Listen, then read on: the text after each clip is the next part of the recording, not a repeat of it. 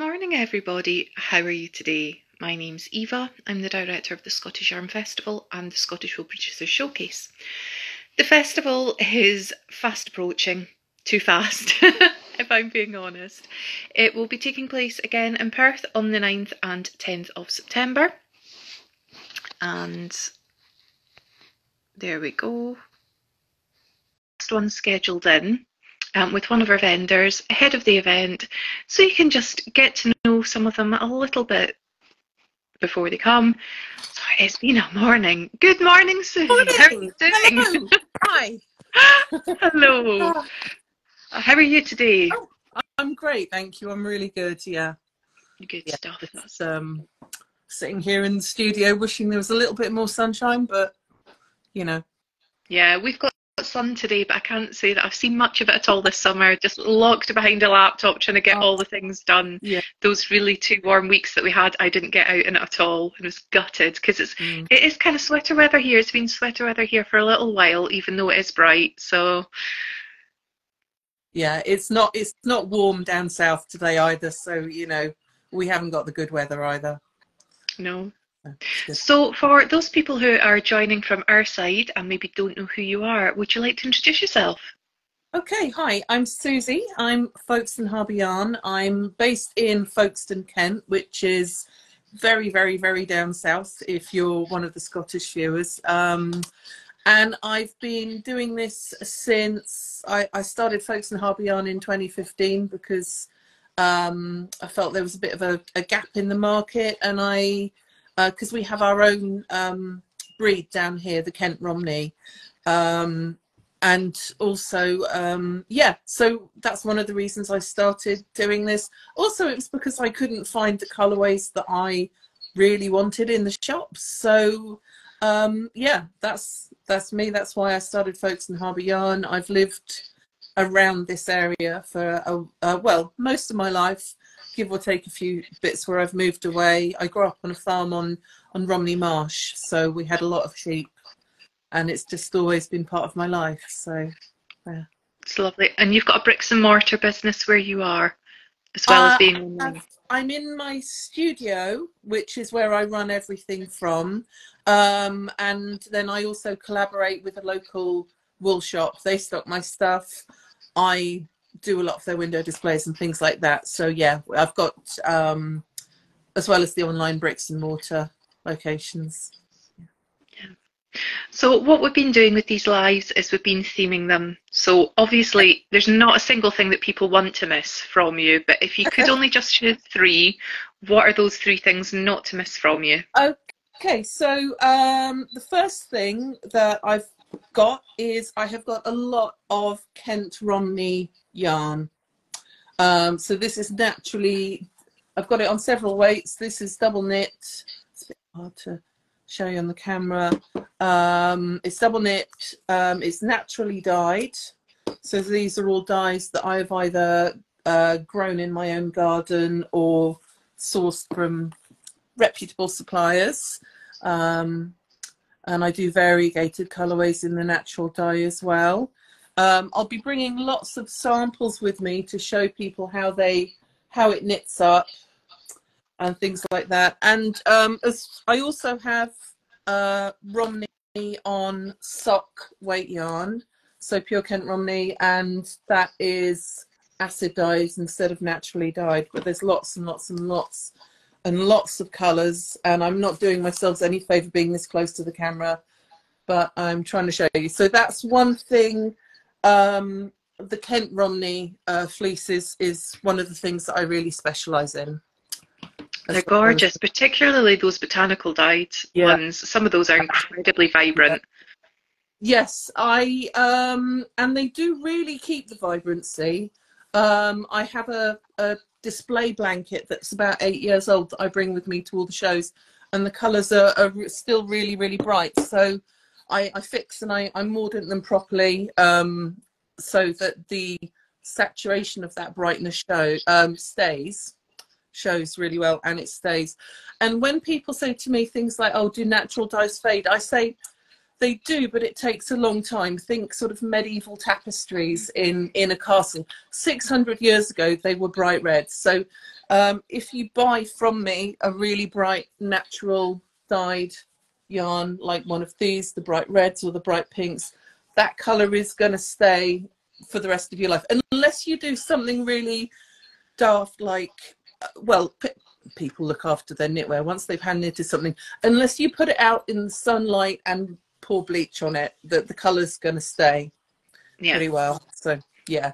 I mean, there's always a little bit of variance when you've got hand-dyed yarn anyway, depending on the quality, pH, detergents, all these sorts of things. But it's just so lovely that you're bringing that base with you. Yeah.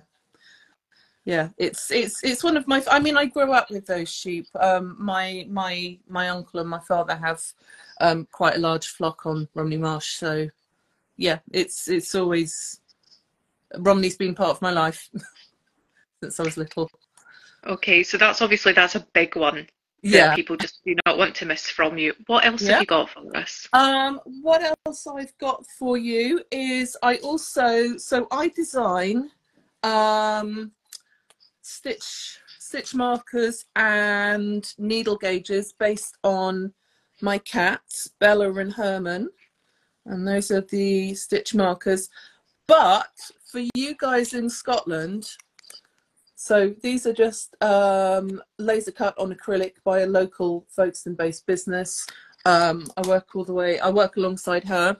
And for you guys at the Scottish Yarn Festival, I've sourced tartan acrylic. So you're going to have tartan cats and tartan stitch markers and tartan needle gauges, and there's a green version as well. And I know it's a cliche, but I've given him a little tam. So I love it. I absolutely love it. It's going to be completely exclusive to the Scottish Yarn Festival, and there'll be some other slightly Scottish themed notions as well, but those are the main ones. Yeah, I was just really thrilled with this acrylic. It's dyed into the acrylic. It's not printed on top, so it's brilliant. Fantastic names for your cats as well, Bella and Herman. Yeah. Herman was called Herman, so it's her man, because we thought he was a girl to start off with, and then turned out to be a boy, so he's got the her and the man. Yeah, we had my Smeagol. She just turned 13 at the weekend. Aww. But one of her litter brothers, Theo, started out life as Thelma. Yeah. Thelma and Louise and my cat as well, and Thelma became Theo. Yeah, it's very easy when they're little to get it wrong. Yeah, definitely. Okay, those are fantastic. What else have you got to surprise us? Okay, what else I've got to surprise you is, so I have right, I'm trying to show you. So I have been dyeing yarns and knitting patterns, writing the pattern they're called Walk with Pride. So they're socks based on, that's showing the wrong way around, isn't it? Because that's fine. We can get that. Walk with Pride. It's called the Walk with Pride socks, and they are based on LGBTQIA flags, and I've tried to be as inclusive as possible. So there are various yarn sets in the flag colours, and then on top of that there are, if you just wanted to knit, say, an afterthought heel like this one, so you've got your normal pair of socks and you just wanted to put in a pride flag afterthought heel, there are mini packs of yarns to go with that. And so this is the progress flag sock, so it's got the traditional rainbow, and then there is a pack to do the afterthought heel in the inclusive colours. So I will be bringing these samples and these yarn sets with me to the festival as well, along with the those pattern. Heels are incredibly cute. I mean, obviously I've seen various versions of Pride socks before, but I've never seen anybody put the flag into the heels on their own as well. That's fabulous. That was, I've tried to keep the afterthought heel in the pattern as simple as possible. I know everybody has their own sort of technique, and afterthoughts can seem a bit scary. So yeah, for people who want to have a go, if they happen to buy the written pattern, I've tried to make it as simple and as straightforward as possible, because it's a little bit of a challenge, but once you get it, you're like, yes, I can do an afterthought heel. It's fantastic, and it's just so pretty in the different colours as well. It's the moment it clicks that it's basically a toe. Yeah, yeah, exactly, exactly. Yeah. Yeah. So those are three things that will be on my stall that won't be anywhere else. Just me. Fantastic. And the question, probably the most difficult one that we've been asking everybody, is who do you not want to miss when you're at the festival? Well, I mean, I've been looking online, and I actually wrote a little list, which I now cannot find. But so the one thing that I really would like to go to, but because I'll be on my stall, I have a feeling I won't have the time, is I wanted to go to the workshop on designing for breed. So the yarn library. So I think I'm probably going to miss that. But the other things that I was really looking forward to is you have a couple of mills, and you have a couple of farm businesses there, and I really like looking at local breeds and, you know, single flock yarns and things like that. So those are the people that I'm going to be heading for if I've got a moment between manning my stall.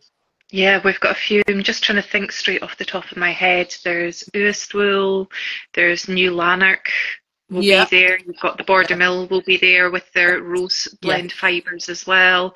Lammermuir Wool, Hawkshaw Sheep, Caithness Yarns, Caithness Croft, and there'll be more that I just can't think of at the minute. I know Unaroo Designs has got some very, very limited quantities of Scottish single breed. I think she got some sort of longhorn. I want to say it's a longhorn, but I'm sure I'm pretty wrong on that. But she's got very limited quantities of sheep that were grazing on an estate that she was working at up until recently as well. It doesn't get any more local than that at all. So they are there, which I love to kind of, you know, have that mix at this event. I mean, the Scottish Wool Producer Showcase is very, very different because that is very niche, more carefully curated, and it is very much about the single origin and farm yarns and such and mills. So we've got a bigger mixture at this, but they are there, and I do love having them as part of this event as well. Yeah, yeah.